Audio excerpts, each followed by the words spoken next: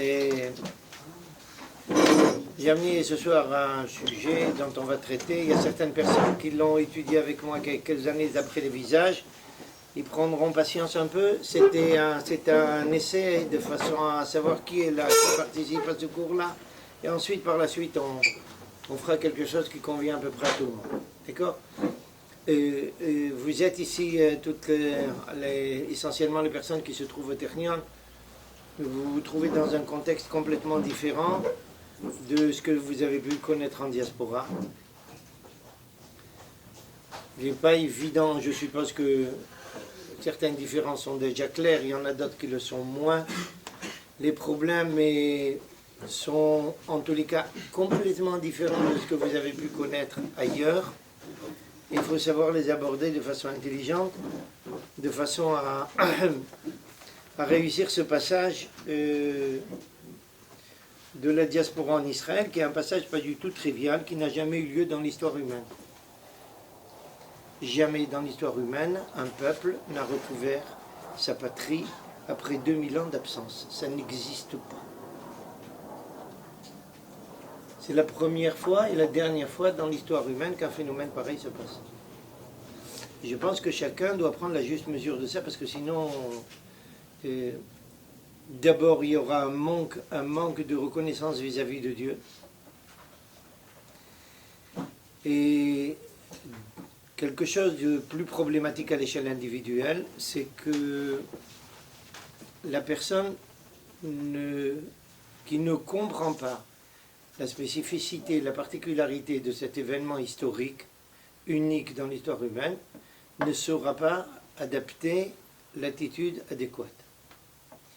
Et quand il aura affronté la moindre difficulté, il l'affrontera de façon tout à fait erronée. D'accord ? J'ai choisi comme ça au hasard un sujet qui a été touché, comme je vous l'ai dit, avec certains d'entre vous qui étaient là déjà il y a quelques années. Prendront patience ce soir. La prochaine fois, je choisirai donc un sujet qui, la fois suivante, un sujet qui sera nouveau pour tout le monde, j'espère. Pour vous expliquer pourquoi j'ai choisi ce sujet, je ne vous en ai pas encore parlé, je commencerai par une question. Quel est le problème le plus pointu qui tracasse le peuple juif à l'heure actuelle, que ce soit en Israël ou en diaspora? Je demande aux anciens de laisser la parole aux plus jeunes. Les mélanges. Pardon? Les mélanges. J'ai pas entendu. Les mariages mixtes. Les mariages mixtes, c'est pas le problème qui soutient, c'est un problème, c'est un aspect du problème, indéniablement, mais je pense qu'il faudrait présenter ça. Tu touches le problème, indéniablement, il faudrait le présenter de façon avec un regard un peu plus précis sur le plan juif. Je vais préciser, tu vas comprendre tout de suite. Tu as touché au problème indéniablement. Qu'est-ce que tu veux dire, Roland? La perte de l'identité juive. Tu dis toi aussi quelque chose, vous tournez autour du problème essentiel, eh ben, il faut le dire, c'est le problème de l'identité juive. D'accord? Le mariage mixte n'est qu'une façon de perdre son identité juive, ou de la faire perdre à autrui. Partout, que ce soit en Israël ou en diaspora, le problème numéro un maintenant, c'est le problème de l'identité juive. Et là, il y a quelque chose qui est tout à fait scabreux. Un peuple parfaitement défini pendant 3500 ans, qui s'est battu pour son identité, qui lui était claire pendant 3500 ans, maintenant se casse la tête. Qu'est-ce que c'est l'identité juive? C'est scabreux. On veut continuer une histoire de 3500 ans qui reposait sur des bases tout à fait claires, et une fois que cette histoire s'apprête à aboutir à sa fin, peut-être même à son apogée, pas peut-être même sûrement, mais peut-être tout de suite, peut-être un petit peu plus tard, on se pose la question, en fait, qui sommes-nous? Ça relève du scandale. Et regardez maintenant quelle est la grosse discussion à l'intérieur du peuple juif. Il y a des grosses... je cherche quelquefois les termes en français. Des conflits politiques, sociaux énormes maintenant autour d'un point. Lequel?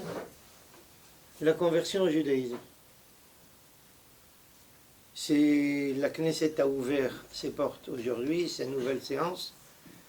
Premier problème qui va être traité demain matin, c'est l'affaire de la conversion juive.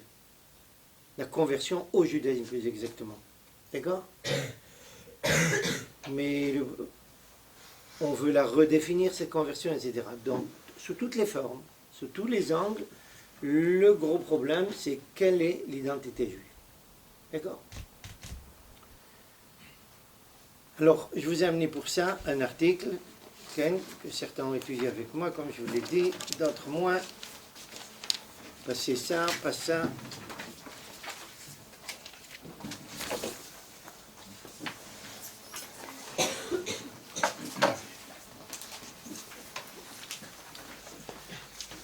Avant que nous entamions cet article-là, je voudrais vous poser la question. Comment expliquez-vous que ce problème-là secoue tout notre peuple maintenant? Pourquoi maintenant? Qu'est-ce qui s'est passé et quand est-ce que le problème s'est soulevé pour la première fois? Est-ce que quelqu'un est prêt à répondre? Quand est-ce que le problème de l'identité s'est soulevé pour la première fois? J'écoute. Avant, en fait, on était un peuple qui était en exil. On était toujours... on avait des pogroms, toujours. Enfin, les gens nous regardaient toujours mal. Aujourd'hui, depuis qu'on est devenu un peu puissant, c'est-à-dire qu'on est revenu à la chaîne, toujours on se prend... Tu veux dire que le problème de l'identité ne se pose pas en diaspora? Si, il se passe en diaspora. Alors en diaspora, il n'y a pas de peuple. Parce que les gens ici, voilà, on n'y avait pas de peuple. Enfin, on va dire qu'on n'était pas... Alors pourquoi il se posait en diaspora? Quel Roland? Parce qu'un peuple ne peut avoir une identité que s'il est indépendant et qu'il a sa propre médina. À partir du moment où on rentre en exil et on n'est plus tous ensemble sur la même économie, sur la même politique. Mais en exil, tu veux dire une nouvelle fois, tu reviens sur une conception suivant laquelle le problème ne s'est pas posé en diaspora. Or, c'est faux. Si, justement, il s'est posé que en diaspora. Ah non. C'est ça que je veux dire. Alors là, non. Bon, toi, tu viens d'arriver en Israël, tu ne peux pas savoir. Alors, je suppose que chacun d'entre vous sait parfaitement ce qu'on appelle la déclaration d'indépendance de l'État d'Israël. C'est un manifeste qui a été rédigé au moment de la création de l'État d'Israël, le jour même de la création de l'État d'Israël, le 5 Iyar en 1948, qui était une espèce de déclaration de foi.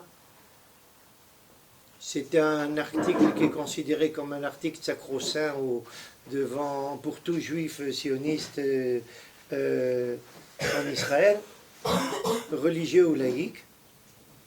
Ne racontez pas ça à tout le monde, mais un manifeste aussi idiot que ça, je crois qu'il faudrait recréer le monde pour le rédiger. Il y a un tissu d'absurdité, d'inanité comme il n'y en a pas deux. Je suis, pour que personne ne se trompe, ceux qui ne me connaissent pas, je suis hyper sioniste. Pas que... D'accord. Et ça, c'est un torchon, c'est pas un manifeste.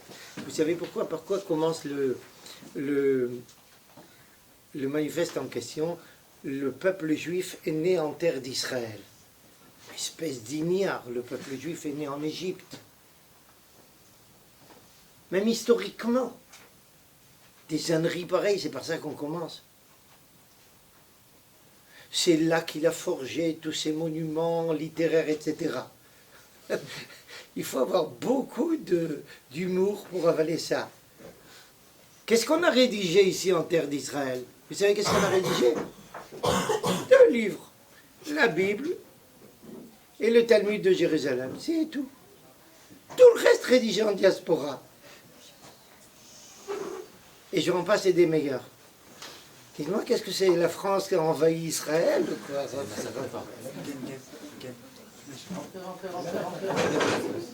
C'est la Hollande qui les fait peur?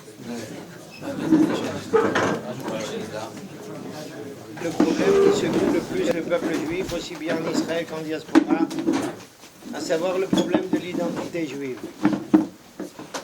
Qu'est-ce que c'est qu'un juif? Qu'est-ce que c'est qu'être juif? D'accord? On est arrivé à un point où j'expliquais la chose suivante. Justement,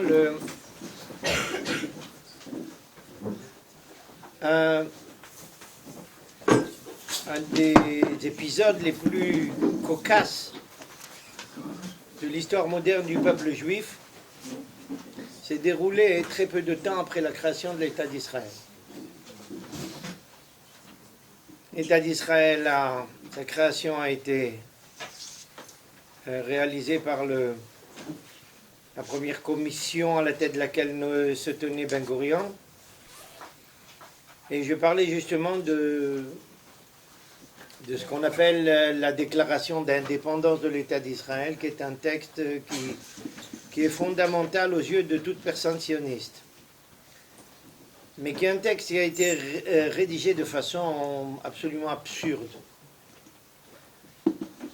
Une petite parenthèse pour les gens qui ne me connaissent pas. Je vous préviens d'avance, je vous demande de ne pas tirer des conclusions quant à ce que je pense, mon attitude, qui je suis, sur la base d'un cours. Parce que sinon, c'est chaval même pour le premier cours. Ne venez pas même au premier. Et permettez-moi de vous préciser pourquoi. Une personne qui rencontre un rabbin qui se respecte et qui croit comprendre que ce que pense le rabbin après la première rencontre, c'est qu'il n'a rien compris. D'accord? Je ne suis pas là ici pour présenter tout ce qu'on peut présenter sur un pied, c'est impossible. D'accord? Hillel était peut-être capable de le faire, pas nous. Alors, je vous demande de prendre patience. Vous êtes conviés même à poser toutes les questions que vous voulez à n'importe quel moment, pendant, au milieu, après. Ça ne me dérange pas, moi, personnellement. Et n'hésitez pas, et si je vous dis quelque chose qui vous choque, ben c'est très bien, ça va vous réveiller. D'accord? Mais posez-moi des questions, si vous voulez. Achab.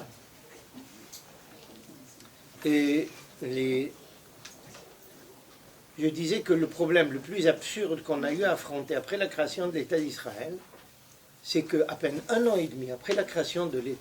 Excusez-moi, il manque une introduction. Dans la déclaration d'indépendance de l'État d'Israël, dans ce fameux document, il est déclaré explicitement que l'État d'Israël a été créé pour le peuple juif. C'est explicite. D'accord? Il n'y a rien de surprenant à ça. Où est le problème? À peine un an et demi après, un débat terrible à la Knesset. Qu'est-ce que c'est qu'être juif? Vous voyez un petit peu l'absurde? Après 3500 ans, on sait ce que c'est, où c'était très clair quel est le peuple juif, qui est-il, de quoi il est composé, par quoi il est défini, c'est très clair. Une fois qu'on lui recrée un État, et là j'ai précisé à tous vos camarades, je précise pour ceux qui n'étaient pas là-bas, je vous demande de ne pas oublier le fait que, en vous asseyant ici maintenant, ici ou en n'importe quel autre endroit, vous participez à un phénomène historique unique dans l'histoire humaine. Un peuple qui retrouve sa terre et sa patrie après 2000 ans de dispersion et de massacre. Il n'y a pas de précédent, il n'y aura pas de suite. En arrivant ici en Israël, vous avez bouclé 2000 ans d'histoire. Vous avez pris un avion de France ici, en 4 heures, vous avez bouclé 2000 ans d'histoire. Prenez bien la juste mesure de ça, parce que sinon vous ratez votre insertion dans cette terre-là. D'accord? Ça c'est au passage. Revenons donc à notre sujet. Un an et demi, un débat terrible à la Knesset. Mihu Yehuda, qui est juif? Autrement dit, après 3500, on crée un État pour le peuple juif. Au fait, qui êtes-nous? Vous vous rendez compte un petit peu du scandale? Et comment le scandale a démarré? Sur la base d'un fait divers qui est le suivant. Dans Tzahal de l'époque, il y avait un psychologue en chef de Tzahal qui s'est marié avec une Norvégienne. Évidemment non juive. Ses enfants vivaient ici. Ils ont même servi ou ils servaient dans l'armée. Et il a demandé à ce qu'on reconnaisse ses enfants comme juifs. Ces enfants ne sont pas juifs. On est prêt à reconnaître n'importe quoi, à condition que ça soit vrai. Alors évidemment, les rabbins ont dit, il n'est pas juif, ils ne sont pas juifs, les enfants. Il est allé voir Ben Gurion en lui disant, comment mes enfants ne sont pas juifs, ils se battent pour l'État d'Israël. Il y a eu un grand scandale, et puis Ben Gurion a amené ce problème à être débattu à la Knesset. En parallèle, il écrit à 120 personnalités juives dans le monde, leur demander un avis sur quelle est l'identité juive, comment la définir. Mais une petite anecdote annexe. Sur les 120 personnes à qui il s'adresse, combien de rabbins? 1,5. Un, vous pouvez comprendre, c'était le grand rabbin d'Israël, le Rav Herzog. Et qui c'est un demi? Comment on est demi-rabbin? Bon, il y en a beaucoup à notre époque, mais c'est un autre problème. Alors, dans le cas en question, il s'agit d'une personnalité extrêmement respectable. Je dis demi-rabbin parce qu'il avait un titre de rabbin, il avait son diplôme de rabbin, mais il n'a jamais fonctionné en tant que rabbin. D'accord? Il s'agit du professeur André Neher. Certains des francophones doivent le connaître. Je ne sais pas si tout le monde le connaît, en tous les cas, un grand personnage. Un penseur juif d'envergure, un historien d'envergure, lui et son épouse, qui était un Talmid Chacham indéniablement, okay, que j'ai connu personnellement, j'étais très lié avec lui. Et seulement, il avait un diplôme de rabbin, mais il n'a pas fonctionné en tant que rabbin, c'est pour ça qu'il appelé un demi-rabbin, d'accord? Mais ce sont les détails, même si on disait qu'il s'agit de 2 rabbins. Écoutez un petit peu le scandale. Le chef du gouvernement israélien pose la question à 120 juifs qui est un juif, mais quasiment pas de rabbin. Entre les mains de qui était l'identité juive durant 3500 ans? Entre les mains des rabbins. Il a posé la question à tout le monde, sauf ça. Sauf rabbin. D'accord? Jusqu'à aujourd'hui, le problème n'est pas résolu. Maintenant, le problème devient encore plus épineux parce qu'il y a un groupe de députés de la Knesset qui essaye de s'insérer dans les décisions des tribunaux rabbiniques et de définir une nouvelle forme de conversion. D'accord? À la suite de quoi?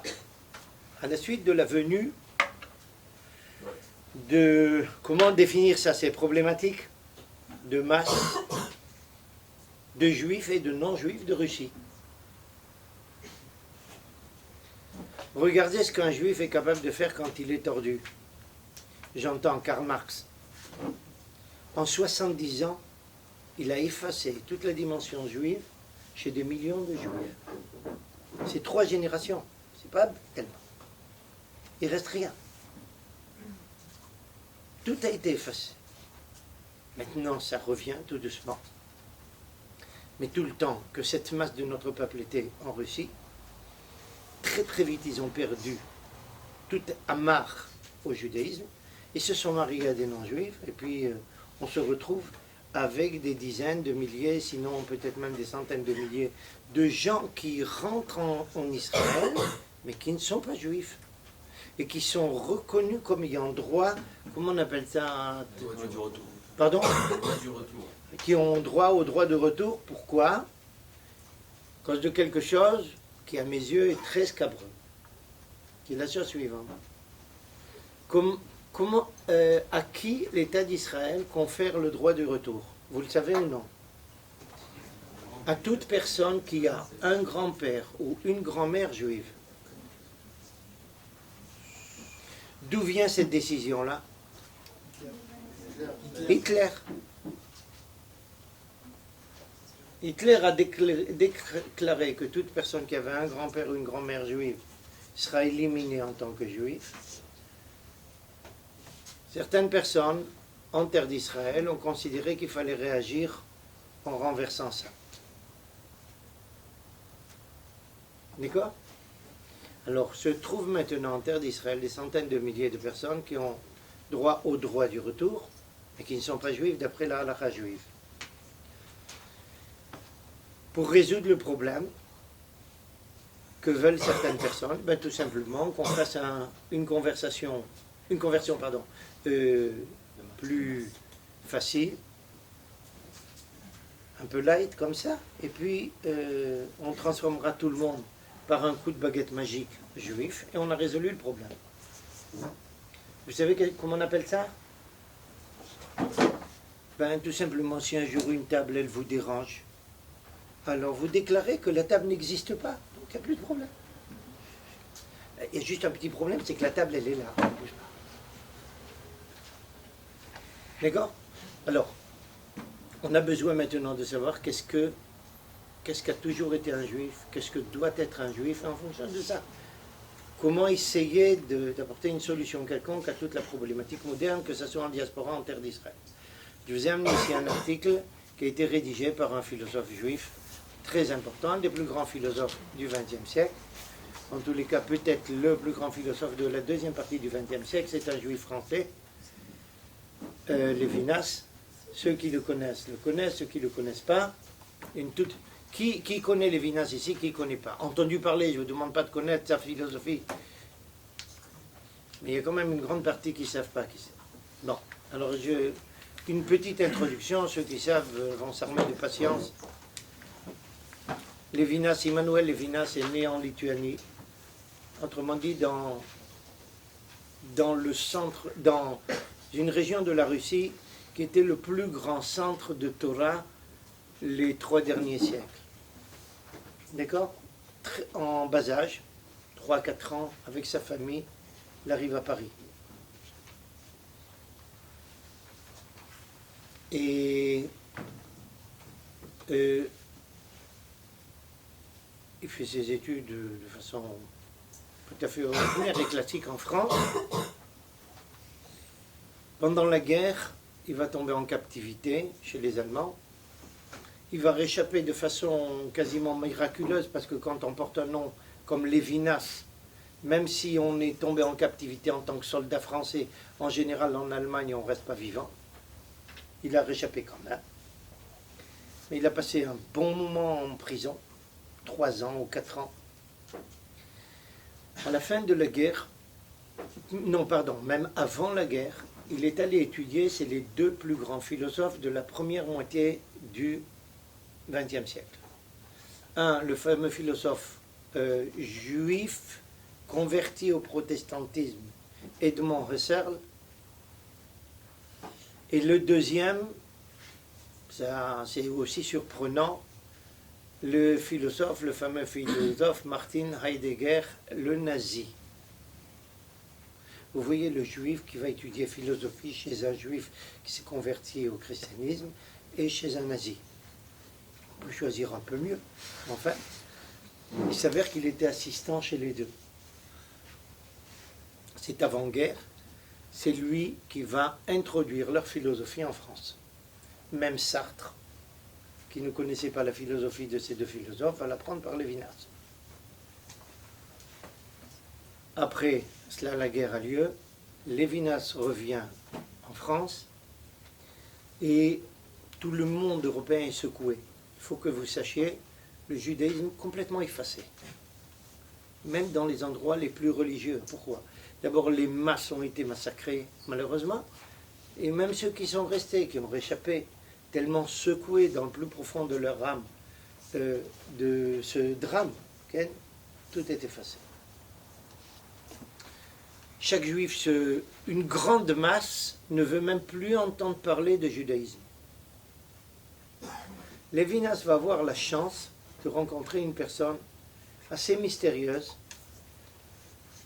mais une personne avec d'une envergure très très particulière. Une personne dont jusqu'à l'heure actuelle nous ne savons pas l'identité exacte. On sait le surnom qu'il portait à quelqu'un qu'on appelait le Chacham Shoshani. Le Chacham Shushani est un personnage qui avait des connaissances fabuleuses. En judaïsme, inutile de le préciser, mais dans des tas de domaines. Il y a ici un des plus grands spécialistes de physique des particules dans le monde entier, qui est un professeur émérite du Technion, qui a été préparé à la bar mitzvah par ce Chacham Shushani. Vous maintenant, quand vous avez dû passer votre baccalauréat et vous deviez calculer un logarithme, vous prenez un petit ordinateur de poche et vous appuyez, vous avez votre... À notre époque, jusqu'à mon époque encore, quand il fallait calculer un logarithme, qu'est-ce qu'on avait? On avait un livre avec les lignes, il fallait chercher Alors vous imaginez avec 10, 12 décimales, il fallait savoir recopier le logarithme en question. Le professeur en question, dont je parle, s'appelle professeur Goldberg, a vu que ce Chacham Shushani qui lui enseignait, il avait à peine 13 ans, a vu qu'il avait une mémoire fabuleuse. Il lui a dit, monsieur le rabbin, vous avez une telle mémoire? Et il a dit, pourquoi? Parce qu'il a vu ouvrir un livre de logarithme et il citait ça par cœur. Il lui dit, vous avez une telle mémoire? Il dit, tu n'as encore rien vu. Il lui dit, alors comment je peux voir? Il lui dit, amène-moi un bottin de Paris. Il amène un bottin de Paris, hein? Et il lui dit, ouvre-le comme ça au hasard où tu veux, donne-moi 2 minutes pour lire une page, et ensuite tu m'interrogeras quels sont les numéros, et je le dirai dans le sens inverse. C'est ce qu'il a fait. Pendant la guerre, il est arrêté par la Gestapo à Paris. On l'arrête. Il dit, pourquoi vous m'arrêtez? Il dit, parce que tu es juif. Moi, je ne suis pas juif. Il dit, oui, tu as fait la Brit Mila, tu es juif. Il dit, oui, je fais la Brit Mila, mais je suis musulman. Il dit, non, tu es juif. Il dit, non, je suis musulman. Amenez un mufti qui me vérifie. Vous allez voir, qui m'interroge. Ils ont été chercher le mufti de Paris. Le mufti de Paris rentre dans sa cellule. Il reste là-bas plus de 5 heures. Après 5 heures, il sort de la cellule en rampant à genoux, en exigeant de la Gestapo de libérer le personnage sacré pour l'islam. Ils l'ont libéré. C'est pas terminé. À la fin de la guerre, ce Chacham Shushani voit toutes les personnes désemparées. C'était un personnage très bizarre. Il a décidé de leur faire un cours de judaïsme pour les soutenir, les rapprocher. Il y avait parmi eux des gens qui s'étaient éloignés du judaïsme et d'autres qui ne l'étaient pas éloignés. Vous allez entendre des noms, vous allez être très surpris. Qui participait au cours? Le cours, d'abord, ça commence à 1h du matin. Avant, c'est un peu tôt. À 1h du matin commence le cours, et ils mettaient une petite tirelire sur la table, et ils demandaient de payer pour le cours. Mais ils leur disaient, attention, je vous préviens, je ne prends pas l'argent pour moi. Ils lui ont demandé, mais pour qui tu prends l'argent? Qu'est-ce que tu fais avec l'argent? Il dit, je vais donner aux pauvres. Alors pourquoi vous prenez de l'argent, monsieur le rabbin? Pour que vous appréciez le cours. Qui participait au cours? Lévinas, Manitou, le Hadmod de Lubavitch, le fondateur de Fublan, et j'en passe et des meilleurs. Il leur a fait un cours pendant longtemps sur un livre dont on va parler dans quelques moments quand on abordera le texte en question, et ça a duré quelques années.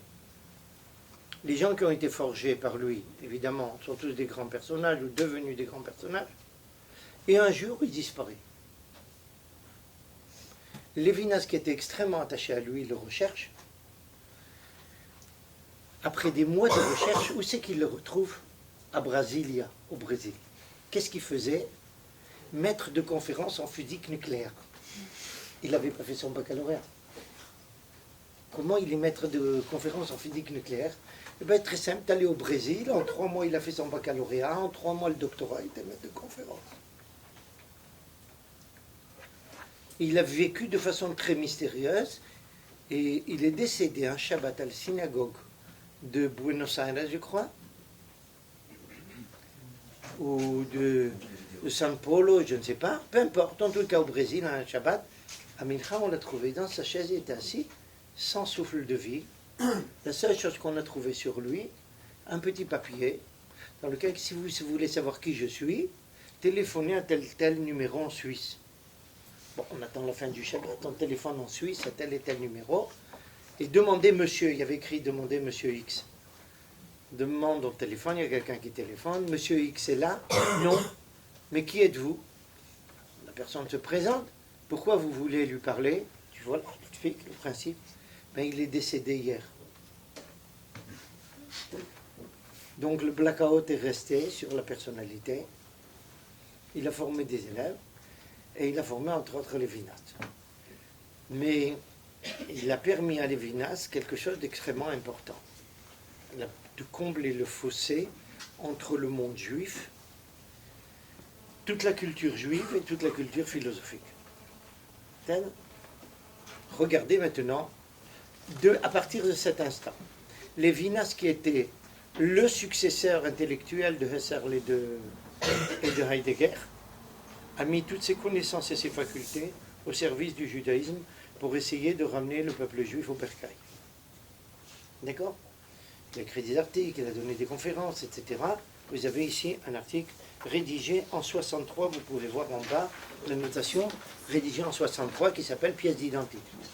Pourquoi il écrit cet article? Eh bien parce que le problème de l'identité se pose. Déjà. Et maintenant, un point, on commence à donner certaines réponses. Le problème de l'identité juive ne s'est posé que dans un seul monde et à une seule période. Je vais vous dire quoi? Je vais vous dire peut-être des choses délicates. Personne ne doit se froisser, il ne faut pas avoir peur de la vérité. Vous pouvez poser des questions, vous pouvez répondre, vous pouvez... Tout est bienvenu, mais les affirmations que je vais vous présenter ne sont pas jetées sans les avoir vérifiées auparavant.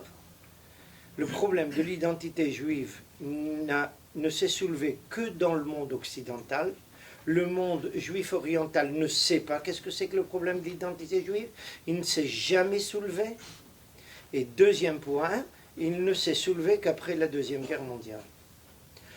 Un petit peu après ça a démarré tout doucement après la Révolution française, mais ça s'est extrêmement accentué après la Deuxième Guerre mondiale.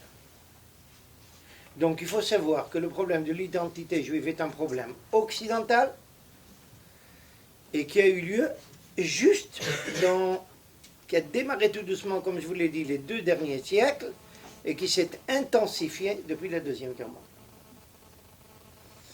On a besoin de savoir ça, parce que sinon on risque de croire qu'il s'agit d'un problème qui est un problème historique. C'est faux, il n'a pas été un problème historique. C'était toujours clair, qu'est-ce que c'est qu'un juif?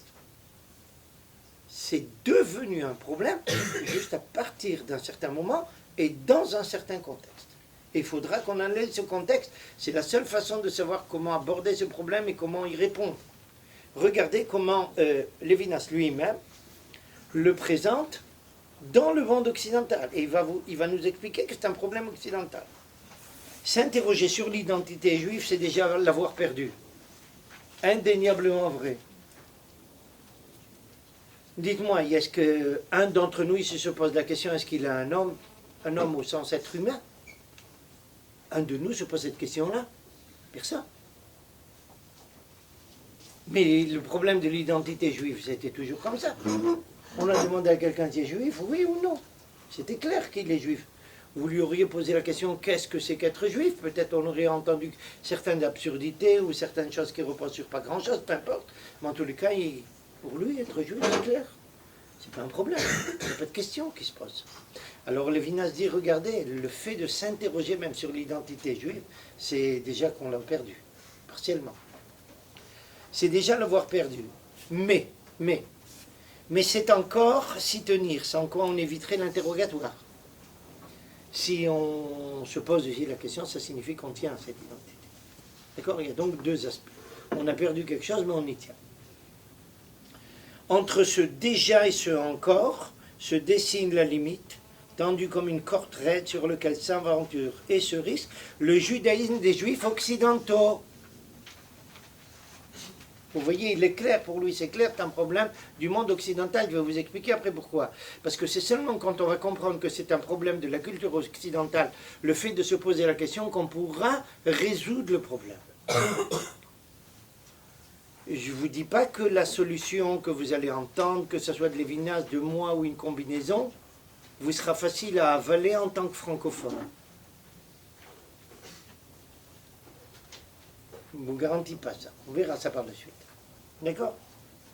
Dans quelle identité se tient-il? Il parle du juif occidental. Dans celle qui se...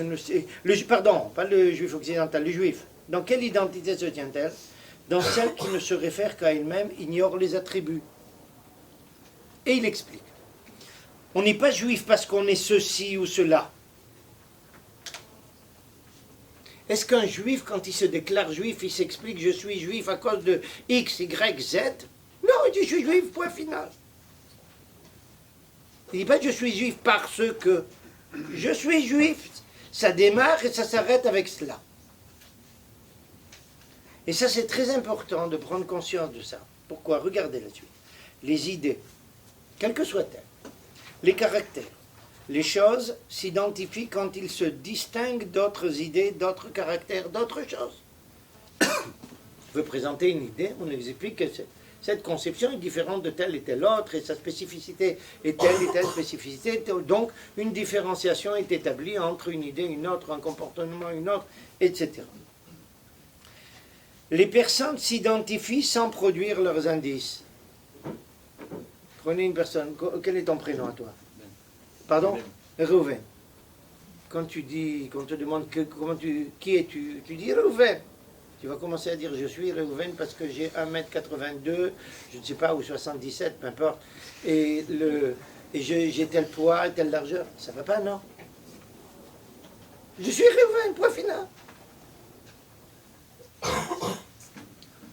Achav, une personne n'est pas la même sous prétexte qu'elle est née ici, sous le prétexte qu'elle est née ici et non pas là, tel jour et non pas le lendemain, qu'elle a le cheveu blond, la dent dure, la larme facile. Elle est la même parce qu'avant toute comparaison, elle est elle-même. Que veut dire par là, Lévinas? Quand un juif il dit je suis juif, il a exprimé tout ce qu'il voulait dire. Il a déjà tout exprimé. Il a dit le mot juif, point final. Achav. Or, on est dans le judaïsme comme on est en soi-même, à l'intérieur de nous-mêmes. On n'y adhère pas. Est-ce qu'un juif d'entre nous adhère au judaïsme? Il est né juif, point final. Il n'y a pas de phénomène d'adhésion. L'adhésion ferait état de trop d'éloignement préalable. On n'en est pas possédé. À quoi il fait allusion? À des personnes qui s'identifient dans certaines religions, dans certaines castes. Ils sont, comment dire ça, embrigadés par une idée, par une façon de vivre. Ils sont possédés. Alors ils sont là-bas. Un petit exemple, un bouddhiste. Quelqu'un qui s'emballe pour le bouddhisme, alors il devient bouddhisme parce qu'il est possédé par la conception bouddhiste.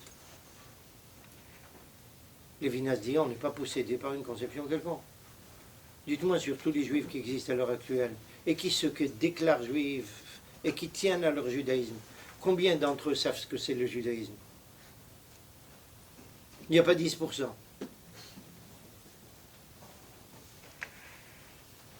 Il n'y a pas 10% dans le monde entier. En Israël, il y a un peu plus, mais dans le monde entier, il n'y a pas 10%. Ils ne sont pas possédés par quelque chose. Ils ne savent même pas de quoi ils parlent. Arshab, c'est vrai, ils ne savent pas de quoi ils parlent. On n'en est pas possédé, car l'appartenance s'incurve en destin. Ici, je vous demande de bien faire attention à cette phrase-là. L'appartenance s'incurve en destin. Vous savez qu'est-ce que ça veut dire toujours pour un juif être juif? Qu'est-ce que ça veut dire pour lui toujours? Eh bien, je participe à la vie du peuple juif, je m'associe à lui et je vis tout ce qu'il vit.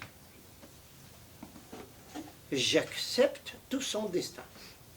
C'est ça être juif. C'est toujours comme ça que ça a été être juif. Je fais partie de ce peuple, je vis avec lui, je vis ses joies, ses peines, ses souffrances, ses difficultés. C'est ce qu'il appelle s'incurver en destin. L'intimité radicale qui rattache le juif au judaïsme se vit à travers le mal qu'elle se fait. Vous savez, c'est facile d'être juif aujourd'hui. On arrive en Israël, on a droit au droit de retour, un appartement, mashkanta, une bourse, on étudie au Technion, j'en sais rien quoi. D'accord? On pourrait peut-être changer de position. Imaginez que M. Pierre, ou Jean, ou François, au XIIe siècle, au XIe siècle, XIIIe siècle en France, décident d'être juifs. On le rejoint tout de suite. À Dounia Nirbat, justement, on a besoin de gens avec nous. Il y a tellement de flammes ici et il n'y a pas assez de personnes à mettre dedans.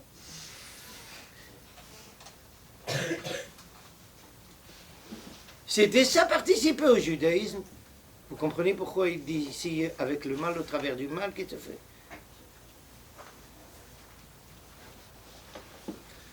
Je peux même vous raconter quelque chose de plus proche de ça. Mon grand-père maternel est né d'une famille d'origine polonaise qui est arrivée en Tchécoslovaquie. Son père a passé toute sa vie dans un kollel. Il ne savait pas autre chose que prendre un livre. D'accord?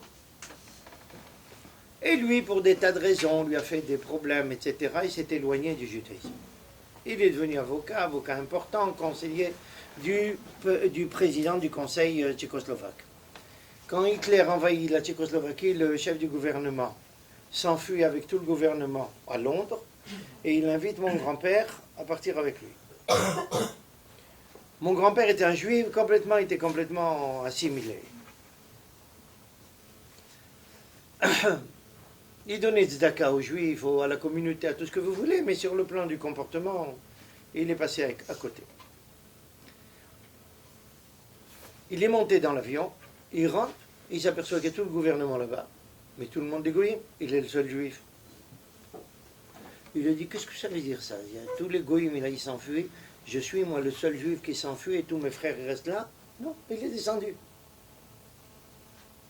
Il est descendu, il a été massacré déjà en 1942, bien avant tout le judaïsme tchèque.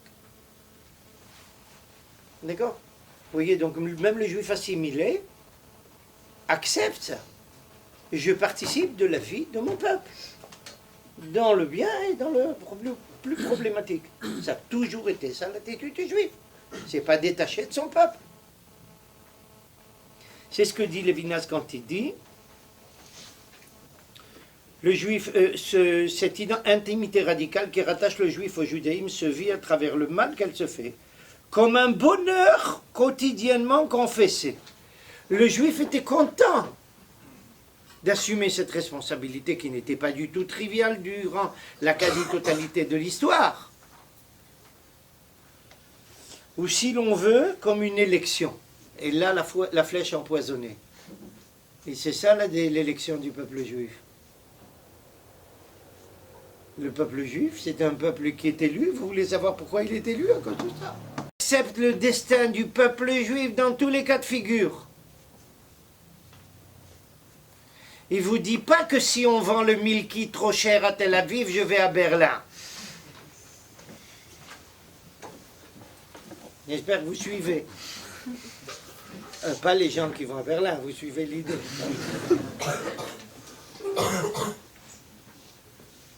On est là, on a des difficultés, on les assume ensemble. C'est pas toujours agréable, non? Israël a traversé une guerre il y a de cela un peu plus qu'un mois et demi. Vous savez combien de pourcentage de soldats convoqués là-bas sont allés se présenter? Avant de vous donner le chiffre, je vais vous raconter une petite histoire. Il y a un rabbin, un rosh yeshiva de Yeshivat Esder, qui va là-bas rendre visite à ses soldats en première ligne, et il voit un soldat qui s'assoit à côté d'un premier soldat, il commence à pleurer. Après avoir pleuré à côté du premier soldat, il va à côté d'un deuxième soldat, il continue à pleurer. Un troisième, un quatrième. le Rosh Yeshiva en question a eu peur. Il va voir le commandant de l'unité et lui dit, mais sors ce soldat-là, il va casser le moral à tout le monde. Il est en train de pleurer. Le colonel lui dit, monsieur le Rav, vous inquiétez pas, vous ne savez pas pourquoi il pleure. Il dit, parce que justement, il est dispensé d'armée. Il vient pleurer à côté de chaque soldat pour lui dire, je t'en prie, rends-moi un service, va à la maison, je prends ta place. Et il n'y a personne qui accepte. 130% de présentation. 130% au Milouim. Vous comprenez?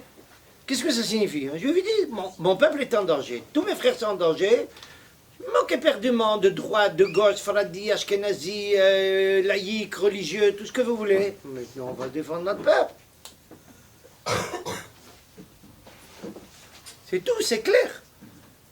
Et Lévinas dit, c'est ça l'élection du peuple juif. C'est comme ça qu'on voit qu'elle a sa place. C'est un peuple qui assume son identité, qui assume son destin dans tous les cas de figure, sans hésitation. C'est comme ça qu'il marque son élection. C'est pas celui qui claque la porte à la première difficulté. Vous savez, il existe dans le Talmud une très jolie histoire. Certains d'entre vous l'ont peut-être lue à Sukkot. Elle concerne Sukkot. Le Talmud raconte de façon très allégorique et très jolie qu'à la fin des temps, Akadosh Baruch Hu va s'adresser à toutes les nations. Il va leur dire, celui qui a respecté la Torah, qui vient, il va recevoir sa récompense. Qui se présente, toutes les nations, sauf le peuple juif. Au moins on est réglo, c'est pas occupé de Torah. Mais toutes les nations, comme par hasard, se présentent. Et Akadosh Baruch Hu leur montre, j'abrège un peu l'histoire, leur montre que bon, ils n'ont rien fait. Et évidemment, ils ont tous dit, nous on a fait des tas de choses dans le monde, tout ça c'était pour le peuple juif, évidemment. Akadosh Baruch Hu va leur répondre. Et à la fin, ils vont dire à Akadosh Baruch Hu, écoute Akadosh Baruch Hu, mais moi tu nous as même pas demandé de respecter la Torah. Akadosh Baruch Hu dit, sans problème, non problème. Je vais vous donner une petite mitzvah, on va voir si vous allez la respecter. Et quelle est la mitzvah qu'il leur donne? C'est la mitzvah de Souka. Une petite mitzvah qui ne coûte pas très cher, hein? Sauf si quelqu'un achète une souka super sophistiquée, mais s'il fait une souka d'après la il n'a pas besoin de grand-chose. Mais que fait Akadosh Baruch Hu?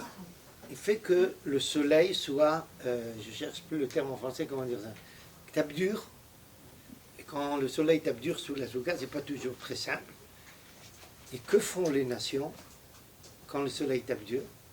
Ils sortent de la souka et ils donnent un coup de pied à la souka. Et le Talmud de dire la chose suivante, mais même un juif qui est sous la souka et le soleil tape tellement dur, il est dispensé de la souka. Alors pourquoi Akadosh Baruch Hu leur reproche de ne pas avoir respecté la souka? Quand un juif sort de la souka parce que le soleil tape dur, il sort en pleurant. Il ne donne pas un coup de pied à la souka. Lévinas l'exprime de façon plus moderne, mais c'est exactement la même idée. Le peuple juif accepte son engagement, ses difficultés, ses obligations, quelle que soit la problématique.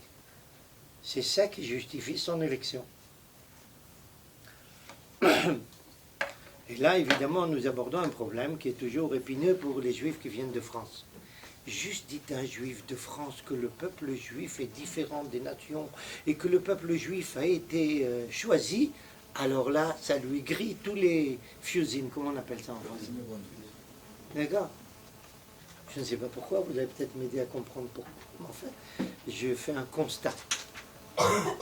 D'où ça sort, ça? D'où ça vous vient, ça? Pourquoi vous sortez des gants quand on vous parle d'un peuple élu? Liberté, égalité. Pardon? Liberté, égalité. Liberté, égalité, fraternité.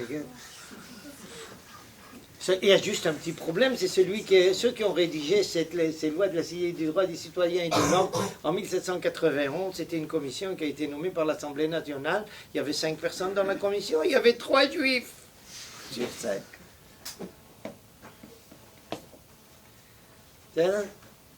Qui c'est qui a lu le livre de l'abbé Grégoire? Vous savez ce que c'est ou vous ne savez pas? Je ne vais pas vous faire un ulpan de français. Bon, alors une petite histoire, c'est important que vous connaissiez. L'abbé Grégoire est un abbé qui était un membre de la Révolution, un des copains de Robespierre et de toute la clique. Il est présenté dans l'histoire de la France et même du peuple juif comme un des grands amis du peuple juif. Pourquoi? Parce qu'il s'est battu à l'Assemblée nationale pour qu'on nous donne la citoyenneté française. Il a écrit un livre, un livre entier pour encourager l'Assemblée nationale à nous reconnaître comme ayant droit à l'égalité. D'accord? C'est nous qui présentons l'égalité, mais après il faut voir si on y a eu droit. Non. Ça c'est la France. Top. Comment s'appelle le livre? Vous savez comment? Vous avez une idée ou non? Sur la régénération du peuple juif. Vous entendez le titre? Ça veut dire qu'on a besoin d'une régénération. Ça veut dire qu'on est en processus de décomposition. Ça, c'est les grands amis.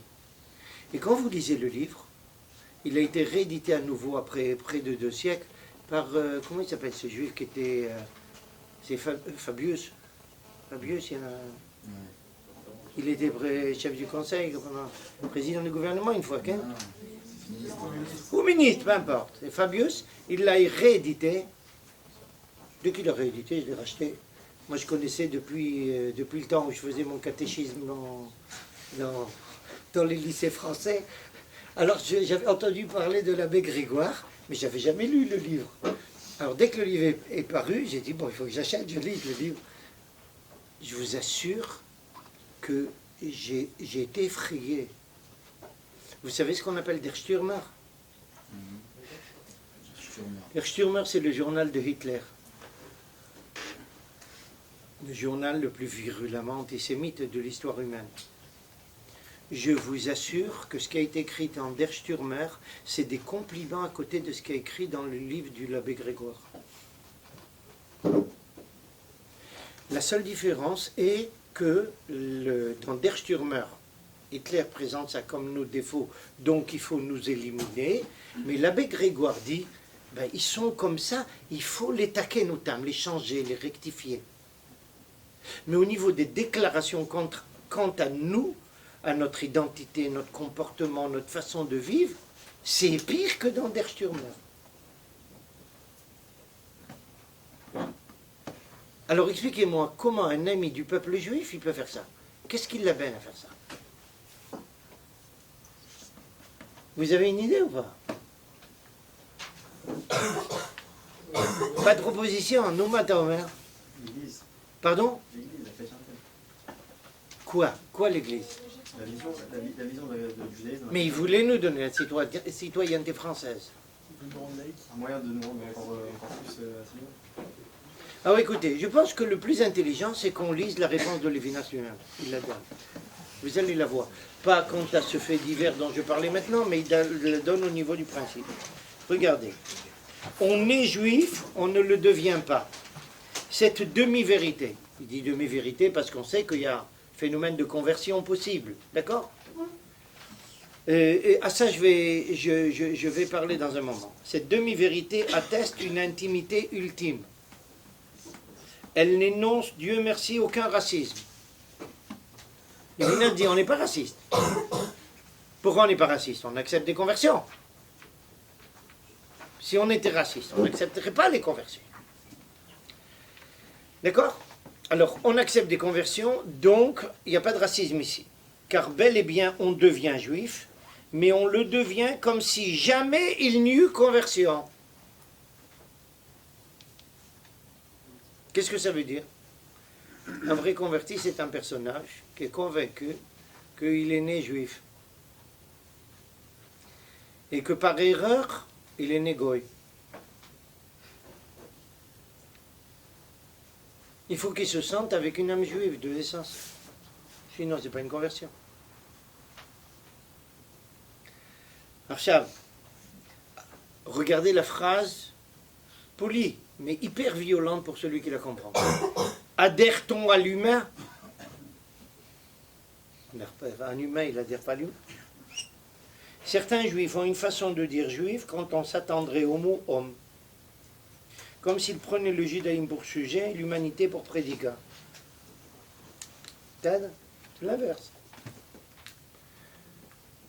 Tu veux savoir qu'est-ce que c'est être homme pleinement? C'est être juif. Point final. Maintenant, par quoi ça s'exprime? Regardez ce que va dire Lévinas. Identité radicale et indéchirable. Pourquoi indéchirable? Quelqu'un disait ça à juste titre. Qu'est-ce que c'est un juif?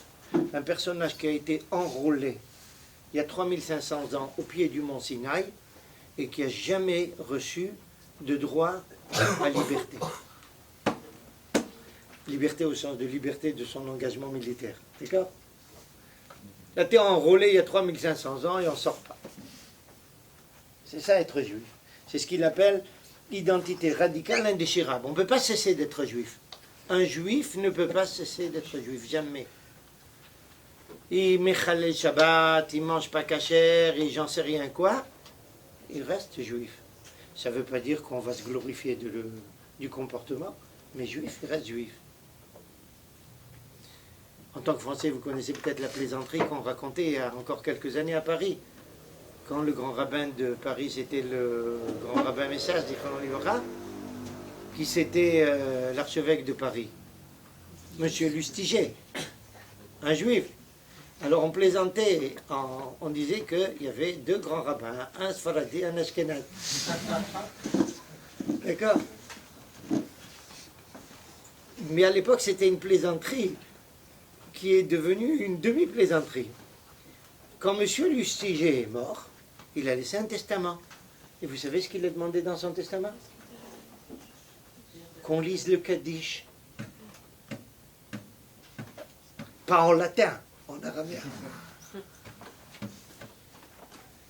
Et qui c'est qui a lu le Kaddish? C'est son cousin Germain qui vient de Méhaché-en-Rive. Les super orthodoxes. Mais ils lui ont demandé rentre à la cathédrale de Paris et dit le Kaddish. Il dit, non, à la cathédrale je rentre pas. Alors ils ont déposé le corps sur la place qui est en face. C'est une place très intéressante, entre guillemets. Je vais vous expliquer dans un moment. Et ils ont mis le corps là-bas et en face de la cathédrale, il a lu le Kaddish. Et il y a là-bas une petite vengeance, vous savez laquelle? Sur cette place-là, que personnellement, j'ai refusé toujours de marcher dessus, alors que j'ai étudié à Jussieu. Pourquoi? En 1238 à peu près, on a attrapé tous les chachamim de Paris et de la région avec tous les textes du Talmud, on les a brûlés là-bas. J'ai toujours refusé de marcher sur cette place-là. Je marchais sur la rue. C'est un peu dangereux à Paris, mais c'est moins dangereux que d'être dans les flammes. Alors revenons, c'est là-bas qu'il a fait le Kaddish après des siècles. C'est quand même un retour de l'histoire pas trivial. Bon, revenons à notre sujet. Identité radicale indéchirable, adhérence. Je vous ai pas raconté le plus important. Quand Lustiger a été nommé archevêque de Paris, comment il est devenu archevêque? Ses parents ont été emportés dans les camps. Et lui a été caché dans un couvent. Et c'est là-bas qu'on a fait de lui un chrétien. Et il est resté chrétien toute sa vie. Quand il a été nommé archevêque à Paris, il a téléphoné au grand rabbin de France en lui disant qu'il veut venir à la victoire le jour de l'Holocauste, parce qu'il veut lire le Kaddish pour ses parents. Voyez un peu le topo. Le grand rabbin de Paris, qu'est-ce qu'il va lui dire? Il va dire à l'archevêque de Paris, venez pas. On ne peut pas. Il dit d'accord. Celui qui a résolu le problème, c'est Akash Baruch Hu en personne. Comment il a fait? Il a pris un taxi, Lustiger, et il était coincé dans un bouchon à la galerie Lafayette, dans la rue Lafayette. Il est arrivé en retard, il n'a pas dû lire le Kaddish. Archav. Mais vous voyez, regardez un personnage juif, jusqu'où il peut aller là-bas. Il devient archevêque, il veut lire le Kaddish pour ses parents. Il n'y a qu'un juif pour être anormal comme ça. Après, il y a des gens qui disent que les juifs sont comme tout le monde. Jamais vous pouvez trouver un personnage aussi anormal qu'un juif. C'est pas possible. Archav, identité radicale et indéchirable, adhérence antérieure à toute allégeance. Qu'est-ce que ça veut dire adhérence antérieure? Je suis juif avant que j'accepte les mitzvot. À quel âge on fait à quelqu'un la Brit Mila? 8 jours. Quand est-ce qu'il va accepter les mitzvot? À 13 ans. Donc c'est adhérence avant allégeance. D'accord? Mais regarde pourquoi on lui fait la Brit Mila 8 jours. Avant qu'il puisse ouvrir la bouche, parce que sinon on vous dira, je ne veux pas. Elle ne se dit pas cependant en termes incontrôlables de quelque insondable sentiment où le sujet vibrerait. C'est pas être juif, c'est pas je sens, je ressens quelque chose, ça ne suffit pas. C'est plus que ça. Elle demeure au contraire étrangère à toute introspection, à toute complaisance pour soi. L'envers d'une attention tournée vers l'extérieur est l'éternel d'une attention exclusive, monothéiste, toute oreille, toute obéissance. Bon, alors là, c'est du thaïlandais. On va essayer d'expliquer ça, parce que c'est extrêmement important. Lévinas, ici, arrive à ce qui est à ses yeux la définition du juif. Qu'est-ce que c'est le juif? Regardez. C'est l'envers d'une attention tournée vers l'extérieur. Un juif est un personnage qui observe toujours l'existence et l'histoire. Il porte toujours son attention sur tout ce qui se passe dans le monde et autour de lui. Aval, tourné vers l'extérieur, mais l'éternel d'une attention exclusive monothéiste. Qu'est-ce que c'est? Je regarde. Mais j'ai une attention exclusive monothéiste. Qu'est-ce que ça signifie? Je sais que Akash Baruch Hu me rend responsable de tout ce qui se passe tout autour. J'endosse une responsabilité par rapport à tout ce qui nous entoure. Arshal. Et l'envers d'une attention tournée vers l'extérieur est l'éternel d'une attention exclusive monothéiste. C'est au nom d'un Dieu unique. Toute oreille et toute obéissance. Un juif est un personnage qui est toute oreille et toute obéissance. Quand on est sorti d'Égypte, il y a 3500 ans, Akash Baruch Hu, pour la première fois dans l'histoire humaine, se révèle à nous. Qu'est-ce qu'il nous demande? La première chose, d'écouter. Archav, et d'écouter quoi? Des ordres. On est donc toute oreille et toute obéissance. C'est ça un juif. Il sait qu'il a une responsabilité vis-à-vis du monde entier, vis-à-vis de l'existence, au nom de Dieu. C'est ça la définition d'un juif. C'est pas quelqu'un qui est défini par le destin juif ou par l'histoire juive. C'est exactement l'inverse. C'est un engagement par rapport à toute l'existence. C'est celle d'une sentinelle, regardez, il rédige cette idée en une nouvelle terminologie, celle d'une sentinelle qui n'attend pas de relève. On ne demande à personne de remplir notre rôle. Vous comprenez pourquoi on ne demande à personne de se convertir? On a 2 enfants tordus qui sont sortis de nous. Un, le christianisme, et l'autre, l'islam. Qu'est-ce qu'ils ont décidé tous les deux? D'aller convertir le monde entier. Vous connaissez le peuple juif à un moment où on a essayé de convertir le peuple le monde, ou même une partie du monde? Aucune époque. On n'a jamais essayé de convertir quelqu'un, on n'est pas intéressé par ça. On nous accuse même en tant que rabbin de faire des problèmes à toute personne qui veut se convertir. Et c'est vrai qu'on fait problème. On ne rentre pas dans le peuple juif comme au club méditerranéen. Parce que c'est notre mission. Comment? C'est parce que c'est notre mission et on veut. C'est notre rôle, on ne va pas le donner à quelqu'un d'autre. On endosse ça. Si quelqu'un veut partager avec nous la mission, ben, qu'à qui vienne de lui-même, nous on ne lui demandera pas. On n'a pas besoin d'aide de personne. On se débrouille tout seul. Ken. Il y a certains historiens qui témoignent que à l'époque du développement du christianisme, il y avait aussi une partie du judaïsme qui était aussi prosélyte, entre guillemets. Donc il y a il y avait un conflit à cette époque-là, et qu'entre guillemets, les premiers chrétiens étaient des juifs, ils se considéraient comme juifs à part entière. Eux, ils sont allés, c'est ça les shlichim, comment on appelle ça en France? Les apôtres. sont allés essayer de convertir le monde entier. Mais c'est parce qu'ils sont devenus chrétiens. En fait, c'est à cette époque-là, entre guillemets, il y aurait eu Justement, c'est là qu'il y a eu la cassure essentielle entre le christianisme et nous. À partir du moment où il décrète qu'on va essayer d'amener aux nations tout notre rôle. C'est pas notre rôle, c'est le nôtre. D'accord? C'est le nôtre. Alors on ne veut pas le partager, on n'a pas besoin de le partager, c'est pas nécessaire. Si quelqu'un veut venir, qu'il vienne de lui-même. Achav, celle d'une sentinelle, on n'attend pas la relève, on n'attend pas que quelqu'un vienne nous remplacer à nous. Comme l'écrivait au début du siècle dernier Rabbi Chaim Ivologin, ou comme il l'écrit ici, disciple préféré du Gaon de Vilna. Une petite introduction pour les gens qui ne connaissent pas ces personnalités.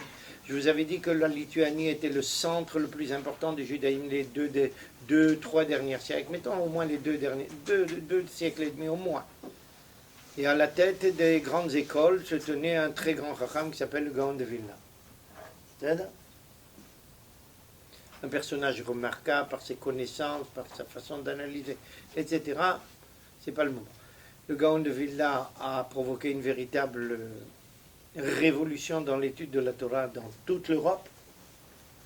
Pour des tas de raisons, cette révolution était devenue nécessaire, peu importe. En tous les cas, il a fondé la plus fameuse yeshiva des 2 derniers siècles par l'intermédiaire de son principal élève, Rabbi Chaim Ivologin. D'accord? C'est là-bas qu'a étudié, pour ceux qui le connaissent, le Rav Kook. Ken? Le Rav Kook est un des derniers élèves de cette yeshiva, qui a été fermé brutalement par le tsar, avant d'être éliminé lui-même par la révolution bolchevique. Mais c'est un enseignement qui a eu un impact terrible, qui a transformé complètement tout le judaïsme européen. D'accord? Les gens qui étudiaient sérieusement étaient des gens qui avaient accumulé des connaissances absolument fabuleuses. On raconte même une histoire une petite plaisanterie que les gens étudiaient tellement sérieusement que des gens en bas âge ils finissaient leur Talmud. Et que même quand dans certains villages juifs, on arrivait à l'âge de la bar mitzvah, on avait déjà terminé son Talmud. Et on raconte en plaisantant qu'un jour, grand scandale dans un village juif, un enfant qui est arrivé à l'âge de la bar mitzvah, il s'avère qu'il n'a pas fini son Talmud, il a étudié juste la moitié. Grand scandale, on va voir le rabbin, qu'est-ce qu'on fait? Le rabbin dit, amenez-moi cet enfant, je veux l'interroger. Il lui dit, mon fils, c'est vrai que tu as étudié que la moitié du Talmud? Il lui dit, c'est vrai, monsieur le rabbin. Alors, il lui dit, mais tu sais que chez nous, quand on arrive à l'âge de la bar mitzvah, il faut avoir étudié tout le Talmud. Il lui dit, oui, je sais, mais j'ai fini que la moitié. Alors le rabbin lui dit, mais dis-moi auquel moitié? Dis celle que vous voulez, monsieur le rabbin. D'accord? Bon, alors Rabbi Chaim Ivologin, justement, c'est ce livre de Rabbi Chaim Ivologin, Nefesh HaChaim, qui est cité tout de suite après, qui a été enseigné par le Chacham Shoshani à Lévinas, Manitou, à toutes ces personnes dont nous avons parlé il y a quelques instants. C'est un ouvrage qui précise la position du juif dans l'histoire, dans la vie, son rôle, ses exigences, ses aspirations, plus exactement les exigences divines par rapport à nous, et qui précise justement l'engagement du juif dans l'existence, qui nous fait endosser une responsabilité gigantesque. C'est le motto essentiel de l'ouvrage. Il est rédigé en terminologie quasi totalement kabbalistique, parce que tout relève de la métaphysique juive, mais en tous les cas qui est extrêmement précis dans ce domaine. Comment le juif a un impact sur tout, ce qu'on appelle en français, en terminologie philosophique, l'être, tout ce qui existe. Alors regardez comment rédige ça Lévinas. Il dit, l'identité juive, c'est celle d'une sentinelle qui n'attend pas de relève. Comme l'écrivait au début du siècle dernier Chaim Volozhin, disciple préféré du Gaon de Vilna, dans Nefesh HaChaim, ouvrage peu connu en Occident, mais confluent de toutes les forces vives du judaïsme. Le juif s'est fait comptable et responsable de tout l'édifice de la création. Le monde tient sur les épaules des Juifs. Sachez que la quasi-totalité des massacres chrétiens ont été fomentés sur la base de cette idée-là, que le monde chrétien connaissait parfaitement. Seulement, il a pris cette idée, il l'a tordue, en disant par exemple quand il y avait la fameuse, comment on appelle ça, Magefa Shchora, en français ça s'appelle la peste noire, je cherchais le terme. Cette fameuse plaie de la peste noire, les chrétiens sont venus massacrer les juifs en disant, c'est vous les responsables. Ils connaissaient cette idée, mais ils l'ont retournée contre nous. Nous, évidemment, on accepte cette idée, elle est claire pour nous, dans un sens positif. Quelque chose engage l'homme plus encore que le salut de son âme. Un juif ne s'occupe pas dans sa vie, qu'est-ce qui va lui arriver dans un monde futur? C'est pas ça qui l'intéresse. Ce qui l'intéresse, c'est ce qu'il doit faire, quel doit être son comportement. Ça ne veut pas dire qu'on nie le monde futur. Ça ne veut pas dire qu'il n'est pas important à nos yeux. Bien sûr qu'il l'est. Bien sûr qu'il l'est, bien sûr qu'il est important.